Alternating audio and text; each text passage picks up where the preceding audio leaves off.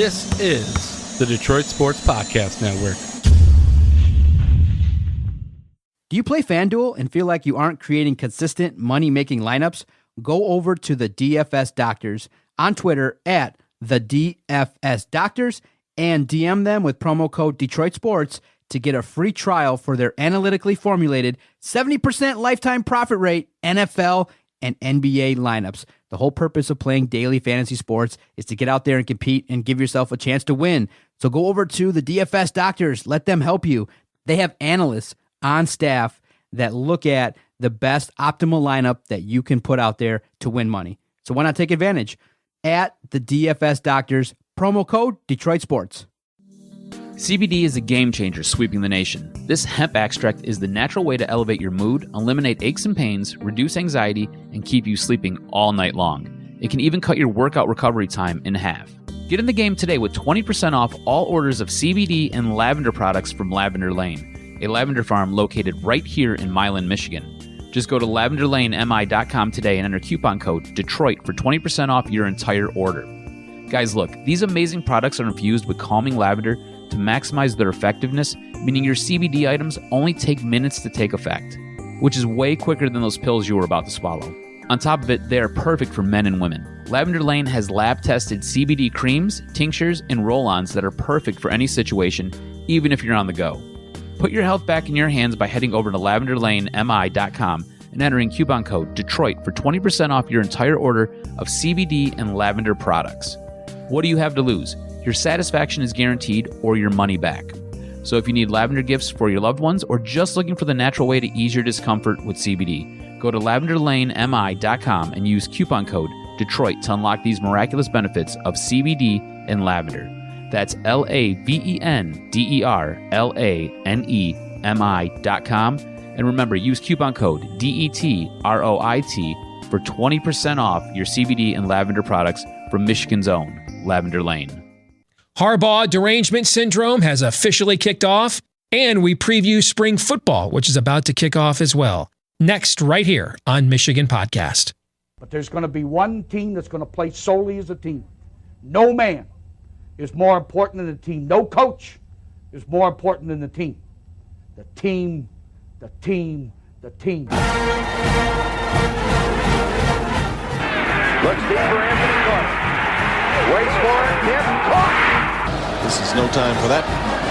In the pocket and a sack. Tim Jamison. Brady gets terrific.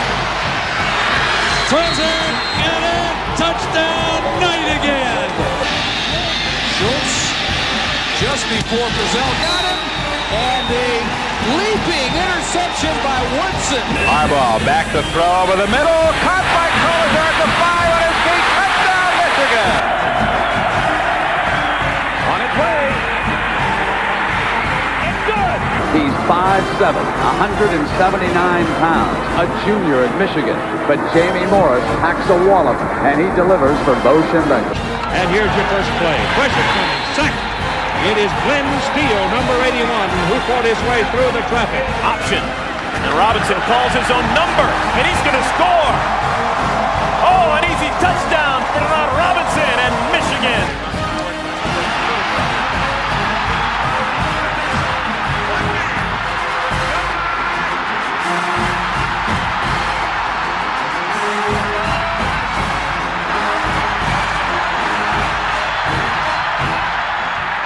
We're going to win it. We're going to win the championship again because we're going to play as a team. And when we play as a team and the old season is over, you and I know it's going to be Michigan again. Michigan.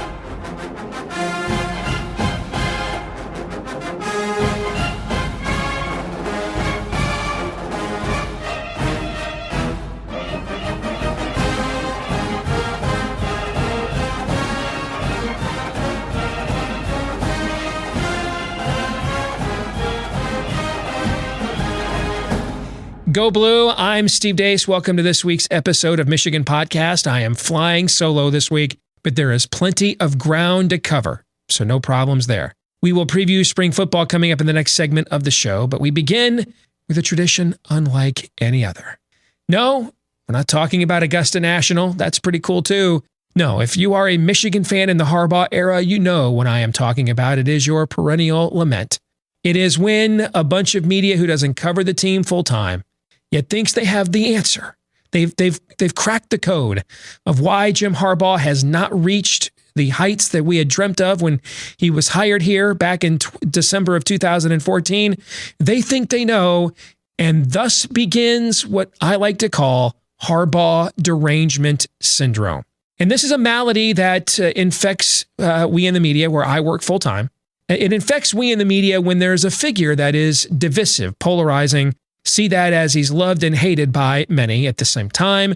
Thus, he or she generates tons of clicks, and we got to get them clicks, yo.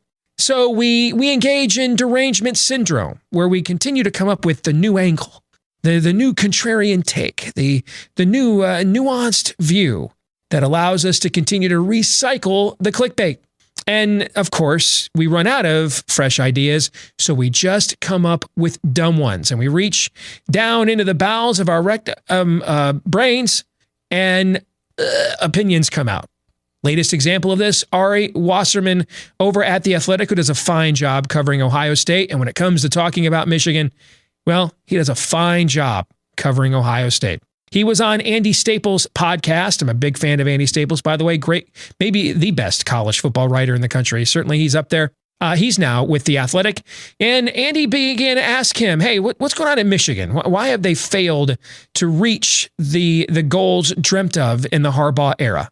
Ari Wasserman then proceeded to open his mouth, and Harbaugh Derangement Syndrome poured forth, blaming Michigan's lack of wins against Ohio State on not recruiting Ohio more heavily. But in the same statement, he points out, hey, look at how many players Michigan signed from Ohio in the years before Harbaugh arrived, and then look at the lack of players from Ohio they've signed since he came. Except in those years that they were signing all those Ohio kids before Harbaugh arrived, we were getting our asses kicked by Ohio State those years too. He refuted his own point in his own example. But, critical thinking is dead in America today. We get our law degrees from Costco, where thankfully our dad was an alum and he pulled some strings. Therefore, we don't even pay it no mind while we use double negatives in pointing out that I have refuted my own point because it was pointless. For those of you believing there's some massive talent gap that Harbaugh has to close, that, it's hard to recruit against the cheaters, I present to you these two factoids, looking at the last two national champions. Let's look at LSU. Average football recruiting ranking for the prospects signed by LSU and Michigan from 2016 to 2019, according to the 24/7 composite of every major scouting service. LSU's average recruit was 90.8, Michigan 90.1. Indeed, Harbaugh's problem is a lack of players from Ohio that Ohio State doesn't want. How about the previous national champion, Clemson? Clemson's previous 4 recruiting classes, average prospect sign, a 91.4. Michigan, 90.1. Indeed, Harbaugh's problem is a lack of talent from Ohio that Ohio State doesn't want. By the way, in 2019, high school football recruiting was better in Michigan than Ohio, according to the recruiting rankings. And it looks like that may be the case again in 2020. Ohio football is down. So this argument doesn't resonate on any level. It's devoid of all facts. Other than that, it's got a good beat and you can dance to it. But that's what Harbaugh Derangement Syndrome does. And we Michigan fans only have about another 6 months of this to look forward to. And Barrett Sallee and Clay Travis haven't even chimed in yet. Oh, the joy. I cannot wait. You know what? I understand. You can't just write what the real issue is, because you just be repeating yourself and repeats don't get clicks. However, let me say it. Here's the issue. It's about the quarterback, period. You cannot hide your quarterback in college football. In 2015, JT Barrett, on his way to, I think, setting the all-time total offense record in the history of the Big Ten, was Ohio State's starting quarterback. Michigan had a journeyman cast off from Iowa named Jake Rudock. In 2016, JT Barrett was back. Michigan had a former recruit named Wilton Spate, who, by the way, was playing on one arm because he was coming off a shoulder injury. 2017, Michigan had the greatness that was the John O'Korn experience. Well, it was greatness if you were a Michigan opponent. You enjoyed it immensely. Those of us rooting for Michigan, not so much. Ohio State, well, JT Barrett got hurt. So they came off the bench with a guy that would go on to become the first-round pick at quarterback out of the Big Ten in a quarter century. He was the backup. That guy came back in 2018 on his way to being the number 15 pick in the draft. Last year, Ohio State had Justin Fields, who will probably be a top 5 pick in the 2021 draft. The last 2 years, Michigan has gone with Shea Patterson, future undrafted free agent. That's the issue. The better quarterback wins. Like all these big games. Why did Clemson beat Ohio State? Trevor Lawrence outplayed Justin Fields. Why did LSU beat Clemson? Joey Burrow outplayed Trevor Lawrence. When you get to this level, the level that Michigan is at and then ultimately wants to get to, if you don't have an elite quarterback, look at how bad Oklahoma's been on defense the previous few seasons. They've been in the national championship race every year. Why? Their last 3 quarterbacks were the last 2 number 1 overall picks in the NFL draft, and then a guy who's been the first team all SEC and now first team all Big 12 quarterback in his career. Is that good? Yeah, that's real good. I mean, the last time Michigan had a first team all Big 10 quarterback was Denard Robinson. He wasn't really a quarterback. Before him, Chad Henne. Now you're going back well over a decade. That is the issue. Save your podcasts, save your clicks, save your analysis that's just dumb. It comes down to this. Jim Harbaugh, quarterback whisperer, has failed to identify, recruit, and develop the elite quarterback Michigan needs to become elite. And until he does, they won't. Steve Deace here. I just want to say a quick thank you to our new partner, Surfshark, who knows that our entire lives are spent online and you need to make sure that you're protected. Surfshark is a VPN service that makes online protection easy. Don't you hate it when you get an ad that pops up online and makes you think, hey, who's listening in to what I'm doing here? Well, Surfshark helps to get rid of those targeted ads.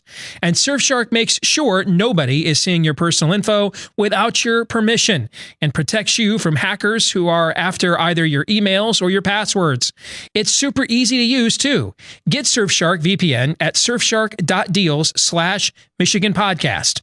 That's surfshark.deals/Michigan Podcast. Enter promo code Michigan Podcast for 83% off and 1 extra month free. Promo code Michigan Podcast for 83% off and 1 extra month free. Try it out now and know that you are safe online. Surfshark VPN. Back here on Michigan Podcast, let's get to our spring football preview. Michigan expected to begin spring football on Monday, but we don't really know the date because they won't even tell us that. Because, that's some kind of top secret advantage. Not letting, that's smart with the A. Not letting your opponent know when spring practice starts. Ahead of the curve here, folks. Ahead of the curve. Whenever it does begin, could be tomorrow. Could be Monday. Who knows? Whenever it does begin, I think these are the questions we're going to be looking for answers for during Michigan's mysterious, unknowable, forthcoming, however, 16 spring practices. Beginning with this one. Will we see anything this spring that gives us hope the 2020 season will turn out differently than all the others have the past 15 years. That's how long it's been since Michigan's won a Big Ten championship. And I'm not bitter about it at all. I'm handling it well. I'm taking it well, maturely.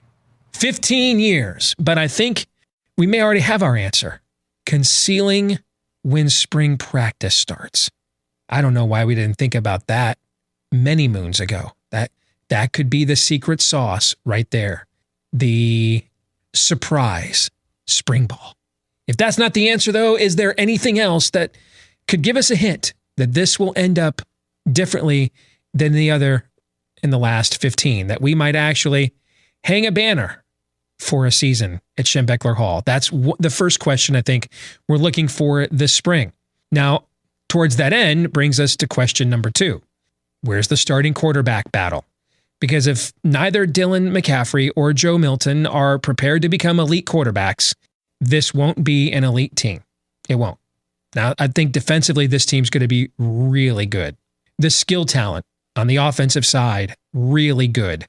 We're now full bore into the Harbaugh recruit machine. And as we showed you at the top of the show, it's right up there with what LSU and Clemson have been bringing in. All right. So those players are good. But that guy right there under center, that's Joe Milton, or the other guy, Dylan McCaffrey, they've got to be great. Otherwise, we could see a season where Michigan beats the first 11 teams on its schedule and then gets its lunch handed to them in Columbus at the end of the year. Because that's what you need to beat elite teams, is you've got to be elite at the best and most important position on the field. Next question we need to have an answer for this spring. How is that offensive line development coming along? Michigan has recruited here very well, especially the last few years since Ed Warner came to Ann Arbor, former Ohio State offensive line coach, by the way. But now he's got to go full in on development. He's not going to inherit players with starting experience as he did a couple of years ago. These are now all guys, and in many cases, he's recruited and developed, not just developed. It's going to be a very young line, but it's going to be a line of a bunch of guys who were highly recruited. So the question becomes, can you get them ready? Because that opening assignment on the road, loud Husky Stadium out there in Seattle. Washington's got plenty of issues as well, but one area where they're typically pretty strong is in the defensive front. You're out there with a new quarterback too. That's a difficult test to start the season for a young offensive line. So that's the next question we're going to be looking for answers for this spring, which brings us to this one. What about those young defensive tackles? I think that's really the only issue. You look at the linebackers with Josh Ross and Cam McGrone. I mean, that's going to be as athletic of a duo of linebackers as Michigan has had in recent memory. The secondary, I love the starting unit on that side. And you have Daxton Hill and Brad Hawkins at safety.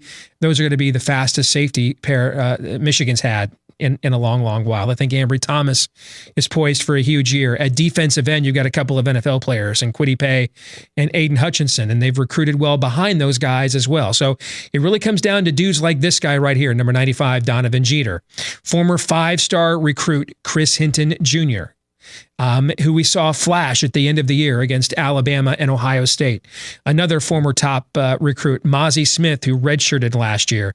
Those guys have got to man the interior of the defensive front. That, to me, is the one glaring weakness that needs to be answered on the Michigan defense, because elsewhere, I think this is going to be as athletic and fast as of a defense as Don Brown has had at Michigan. But if they can't hold up at the point of attack, we saw this last year against Wisconsin and Ohio State and Alabama. If you can't hold up at the point of the attack on the interior and teams can run the ball between those inside gaps, it really doesn't matter how athletic you are everywhere else. And so I think these guys may also be one of the keys, maybe just second only to the quarterback position, may be the keys to Michigan reaching that next step as a program. The next question, who's the third corner? I mean, hey, like I just mentioned, your defense is in pretty good shape when you're talking to yourself, or you're asking yourself, hey, who's our third corner? You know, a lot of teams in college football are like, who's our number one corner? Hey, do we have a number two? Well, Michigan has a certifiable number one in Ambry Thomas. Vincent Gray played well most of the time as a redshirt freshman, as the third corner last year. He will step into a starting role. The question is who becomes that third corner. There's a ton of defensive backs on campus. Maybe it'll be that true freshman, Andre Selden, is kind of your pure nickel corner, or a young man like a DJ Turner. But with so many spread offenses nowadays and the amount of man-to-man that Michigan plays, you've got to have at least three good cover guys. Michigan thinks it has two. Who is the third? That's another question to answer this spring. Sticking with the defense for our next question is, has Michael Barrett finally found a home at Viper? You know, his athletic tape coming out of the high school ranks in Georgia, phenomenal. He was a prolific rusher, very athletic, the kind of guy that if Georgia Tech had stayed with Paul Johnson in the triple option, I think could have been a quarterback in that triple option offense, but he came to Michigan instead, and he's bounced around. He's played some tailback, he's played some receiver, he's played some linebacker. Then they have him at Viper. He's got the perfect build for Viper, an explosive athlete as well, but big shoes to fill, taking over for Khaleke Hudson, who owned that position the last few years. And that is a premium position in Don Brown's defense. The good news is he's got a couple of linebackers next to him in Ross and McGrone. They're going to command a lot of attention. So you're going to get Michael Barrett's going to get a chance to see a lot of single coverage attention from offenses when it comes to disrupting them at the point of attack. So that's another question to answer this spring. How does he look at Viper? And then the final question to look for during spring football, Chris Evans, his return. How's he being used? I think he is perfect for Josh Gaddis' speed and space offense with his explosiveness as well as his versatility. Think of a bigger, but maybe not quite as fast Giles Jackson. But we have seen this guy break many a big play in a Michigan uniform. I do think he was missed last season, and I think he will come back this year with something to prove. He'll come back with a vengeance, and he's a perfect complement to guys like Hassan Haskins and Zach Charbonnet. And suddenly that tailback position that was a big question mark last year looks absolutely loaded for 2020. So those are the big questions that we're looking for in the spring, with spring football beginning, well, we don't know, at some point here soon for the University of Michigan. We'll come back with our Twitter poll and question of the week next. Don't forget, you can stay up to date with everything we talk about here on Michigan Podcast in between episodes by visiting our website at WolverineDigest.com. Again, that's WolverineDigest.com. Myself, Michael Spath, and Brandon Brown keep you up to date each and every day on everything trending and happening with the Maize and Blue. So again, if you want to stay up to date on those Michigan Wolverines, go to WolverineDigest.com. Again, that's WolverineDigest.com. This week's Twitter poll results, we asked you, how well do you think Michigan does at the Big Ten basketball tournament? 53% of you say, hey, they're going to beat Rutgers, but then lose in the quarterfinals to Wisconsin. 22% of you, almost 23% of you think they won't even beat Rutgers, who has never beaten Michigan before, but probably has their best team in about 25 to 30 years this season. 17% of you are where I am at. I think Michigan makes it to the semifinals on Saturday. 7% of you are saying, hey, Michigan wins its third Big Ten tournament championship in 4 years. That'd be phenomenal. Let's hope those 7% of you that voted that way turn out to be correct. Which brings us to this week's question of the week from Malachi 13.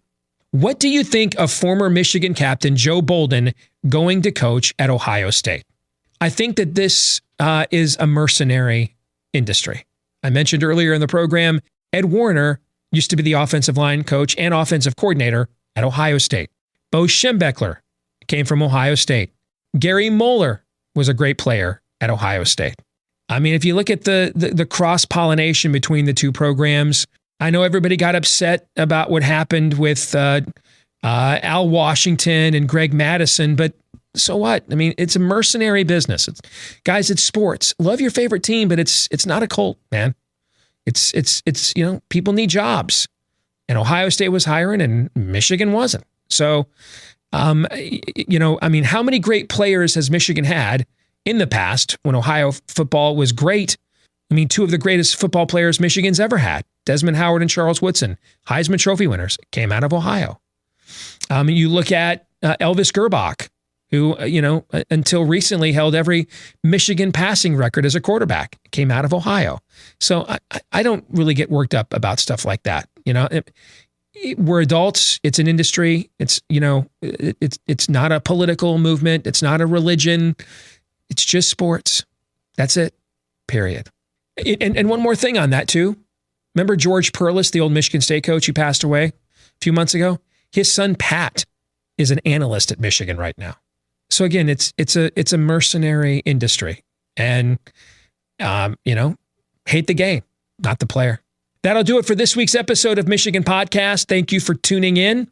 Don't forget to like, rate, subscribe, whether it's YouTube, iTunes, Stitcher, Google Play, no matter how you access this show each week, and whichever they permit you to do to give us positive feedback, please consider doing that because it helps us to get the word out. If you're a Michigan fan, spread the word, share the link to this week's episode as well.